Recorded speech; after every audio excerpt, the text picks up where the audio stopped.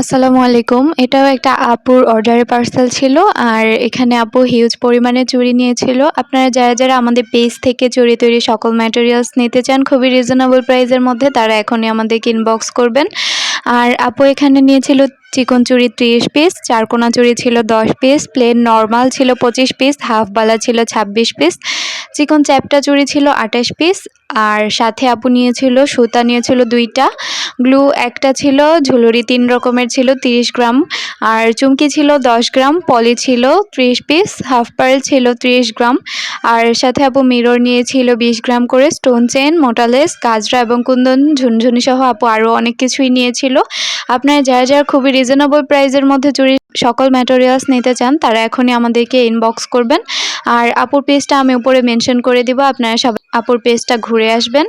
আর যারা ম্যাটেরিয়ালস নিতে চান ইনবক্স করবেন। ধন্যবাদ।